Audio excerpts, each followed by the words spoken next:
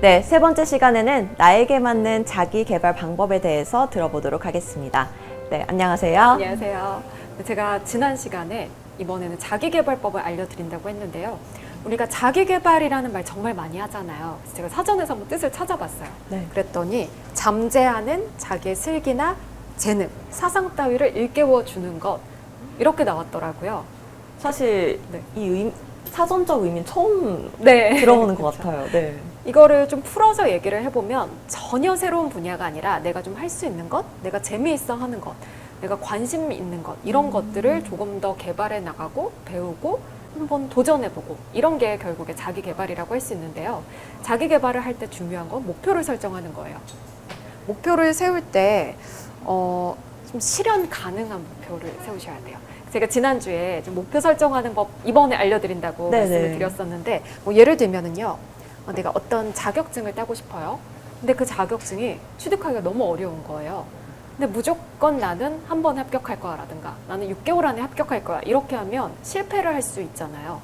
그렇게 해서 실패를 하면 그 다음부터는 나는 안 되나 봐 해서 다 포기를 하게 되거든요. 그것보다는 나는 몇 개월 안에 한 번의 시험을 볼 거고 이때 몇 점을 맞을 거야라든가 아니면 1년 안에 반드시 합격을 할 거야. 이렇게 설정을 해두되 혹시 했을 때 한 번에 안 되면 2번까지는 해본다든가 아니면 3번까지는 해본다든가 혹은 기간을 설정해서 그래도 이 안에는 반드시 되든 안 되든 해본다든가 이런 식으로 좀 실현 가능하게 목표를 설정해 두시는 게 좋아요. 근데 대부분 좀 목표는 크게 잡는 게 좋다 이렇게 생각을 하셔서 네. 저게 과연 될까? 이런 목표를 많이 정하시는데 그것보다는 목표를 크게 잡으라는 건 좀 나의 꿈을 크게 가지는 거와 더 연결이 될 것 같고요. 목표 자체는 구체적이고 실현 가능하게 설정을 해두시는 게 좋아요. 그래서 취미 같은 경우도 내가 이번에 운동을 하나 새로 배워볼까 했을 때 갑자기 운동을 배웠는데 이 사람이 운동선수처럼 할 수는 없잖아요. 그럼 한 달 동안은 이만큼을 할 거야.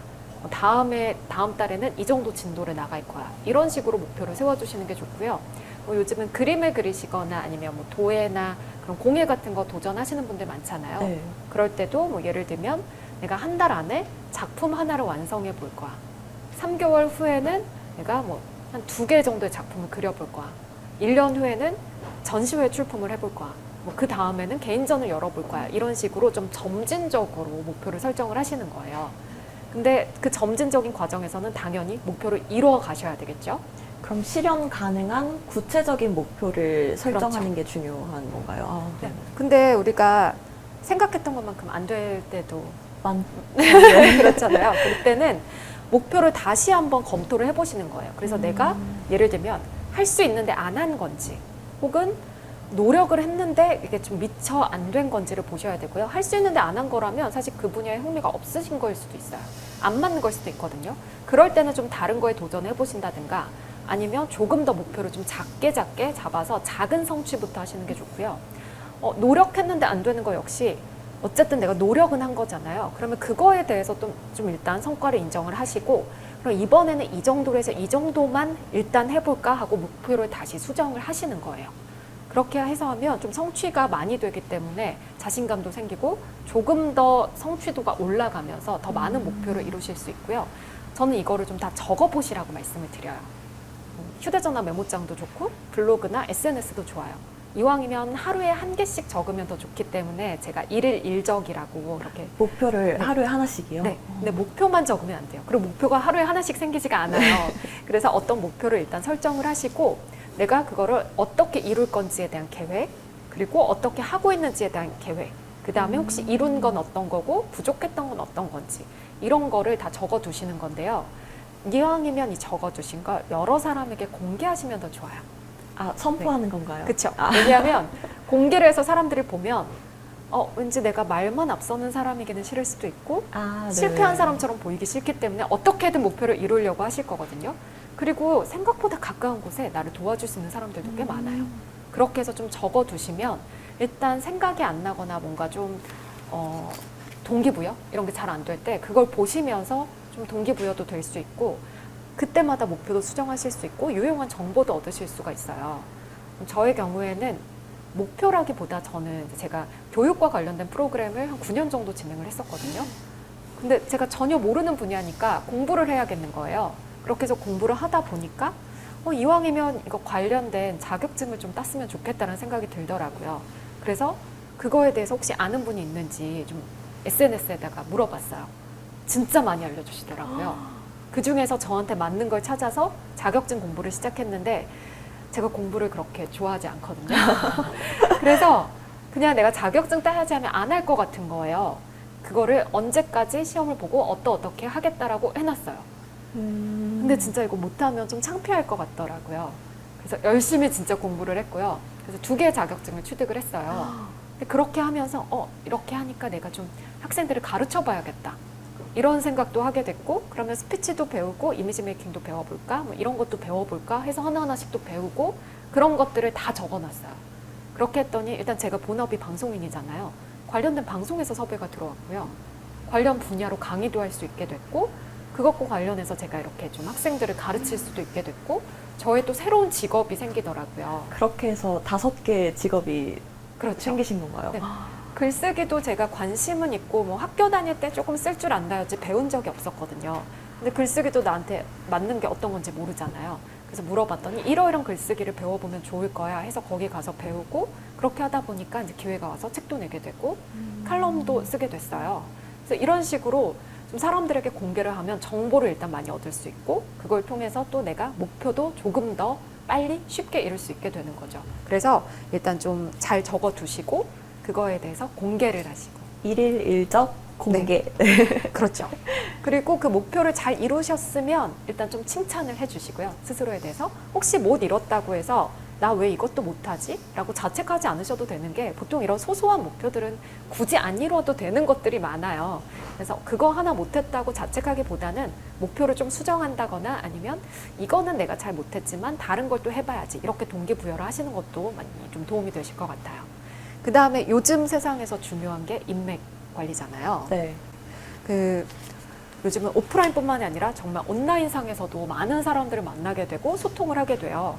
근데 그런 궁금증이 저는 생기더라고요. 인맥을 많이 만드는 게 중요한 걸까? 아니면 좀 깊은 인맥을 제대로 만드는 게 중요한 걸까? 어떻게 생각하세요? 저는 구분을 좀 해야 된다고 생각해요. 저도 좀 그렇게 네. 생각하는데 이게 사람마다 성향은 좀 다르더라고요. 근데 덤바 교수의 3배수의 법칙이라는 게 있어요. 어떤 거냐면 진짜 절친한 친구는 5명. 그리고 그 다음 절친은 15명. 좋은 친구로 남을 수 있는 인원은 35명. 그리고 진정으로 사회적인 관계를 맺을 수 있는 최대 인원은 150명. 우리가 인맥이 많아 이거 자체가 중요한 게 아니라 깊은 인맥이 훨씬 더 중요하다는 거죠. 또 343의 법칙이라는 게 있는데요. 10이라는 숫자를 놓고 봤을 때 3은 정말 내가 진정으로 챙기고 항상 생각해야 될 사람. 4는 좀 새롭게 만났다거나 오래 알았지만 그 앞에 3처럼 그 정도의 관계는 아니고 대신에 그래도 내가 좀 틈틈이 신경 쓰고 안부를 물어야 될 사람. 나머지 3은 종종 안부를 묻는다거나 좀 공적인 자리에서 인사를 한다거나 이런 건데, 그렇다고 해서 어떤 인맥은 소중히 하고 어떤 인맥은 좀 소홀히 해도 된다 이게 아니라, 새로 만났거나 혹은 정말 내가 챙기지 않아도 되는 사람들 때문에 정말 내가 챙겨야 될 사람들을 놓치지 말라는 뜻이기도 해요. 그쵸. 내가 신경 쓸 수 있는 정도가 정해져 있으니까. 네. 자, 제가 여기서 문제를 하나 또 드릴게요. 제가 문제를 좀 자주 내죠. 100 빼기 1은 몇이죠? 99요. 그쵸? 네. 긴장. 99죠. 네. 근데 인간관계는 이런 덧셈의 법칙이 아니라 곱셈의 법칙으로 가는데요. 그 곱셈은 뭐냐면 0을 곱하는 거예요. 100 빼기 1 곱하기 0이 몇일까요? 0이요. 그쵸? 무슨 얘기냐면 100번을 잘해도 한 번을 실수하면 99번 잘한 걸 생각하지 않고 아예 이 사람은 못하는 사람, 실수한 사람, 0이 돼버린다는 거거든요. 그래서 평소에 언행이나 평소에 좀 인간 관리에 대해서도 신경을 많이 써야 될 것 같아요. 저는 그래서 좀 끝인상을 중요하게 생각을 하는데요. 우리가 사람을 볼 때 첫인상이 중요하다 이런 얘기 하잖아요. 근데 그만큼 끝인상도 저는 중요하다고 생각을 해요. 이거는 제가 정말 다 경험을 한 건데요. 네. 일단 저는 예전부터 아르바이트를 하거나 이럴 때도 끝나고 나서 항상 사장님께 인사를 꼭 드렸어요. 다시 찾아가서. 왜냐하면 아르바이트가 제가 먼 곳에서 한 게 아니라 주로 사는 지역 아니면 학교 근처였거든요. 그럼 지나가다가 분명히 한 번은 볼 것 같고 우리 동네에서의 저의 평판이 될 것 같은 거예요. 그렇게 하기도 했었고, 이건 혹시 좀 취업 면접 준비하시거나 아나운서 준비하시는 분들한테 좀 팁이 될 수 있는데, 아나운서 시험이 기회가 많지가 않아요. 그리고 합격보다 불합격이 더 익숙해지거든요. 근데 그럴 때 뭐 좀 불합격 통지가 문자나 이메일로 오는 경우가 있어요. 그럴 경우에는 제가 항상 거기에다가 인사를 다시 했어요. 문자나 이메일로. 연락 주셔서 감사합니다. 제가 이번에 좀 부족한 점이 있었는데 더 열심히 해서 다음에 혹시 기회가 되면 꼭 좋은 모습으로 찾아뵙겠습니다. 그리고 이제는 시청자로서 응원하겠습니다. 이렇게 보냈는데 그때는 답이 없으셨거든요. 근데 몇 년 있다가 몇 군데 방송사에서 연락이 온 거예요. 그 문자를 저장을 해놓으시고 나중에 혹시 기회가 되면 같이 일을 해보고 싶다 이렇게 생각을 하셨대요. 네, 그게 제가 생각한 끝인상이었거든요. 사실 뭐 기회가 많이 없기 때문에 정말로 기회를 얻은 게 감사하기도 했지만 방송업이라는 게 너무 좁다 보니까 좀 이렇게 건너 아는 사람들도 있을 수 있어서 인상을 좀 좋게 남겨야겠다고 생각을 한 건데 그게 또 좋은 일로도 이어진 거죠. 그렇죠. 그리고 사실 어떻게 연결될지 사회생활 네. 알 수 없는 거잖아요. 네. 뭐 우리 흔한 말로 뭐 세상 너무 좁아. 그렇죠. 한 다리 건너면 다 알아. 다 네, 그런 얘기 하는데 그래서 저는 끝인상을 항상 생각하라고 얘기를 해요. 근데 이 사람하고 관계가 진짜 끝나는 건 아니잖아요. 그러니까 늘 이 사람과 오늘까지 보지만 내가 내일 다른 데에서 이 사람을 또 볼 수 있기 때문에 오늘의 끝인상을 잘 관리해야겠다. 이런 생각으로 하시면 그게 결국에 그 사람의 평판 관리가 되는 거고 좋은 인상, 좋은 이미지로 남을 수 있는 거죠. 그리고 제가 아까 인맥 관리도 좀 성향에 따라서 다르다 이런 말씀 드렸는데 저는 사람들 속에 있으면 너무 지쳐요. 네.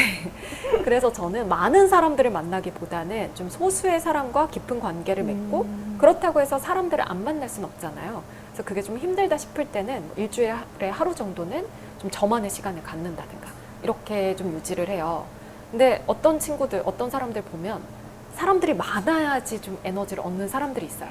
그럴 경우에는 뭐 깊은 인맥 이런 거 신경 쓰지 마시고 일단 사람들이 많은 곳에 가서 즐겁게 시간을 보내시는 게 훨씬 나아요. 대신에 거기에서 좀 상처를 받지 않으려면 정말 뭐 깊은 인간관계, 인맥을 좀 두시고 나머지는 정말 소소하게 즐거움을 같이 느낄 수 있는 이 정도로 관리를 하시면 스트레스를 덜 받고 자기만의 성향에 맞게 인맥 관리도 하실 수가 있어요. 그렇죠. 모든 사람이 나를 좋아할 수는 없으니까요. 그래서 그것도 좀 인정을 네. 하시면서 좀 인간관계를 맺어가시는 게 좋을 것 같고요.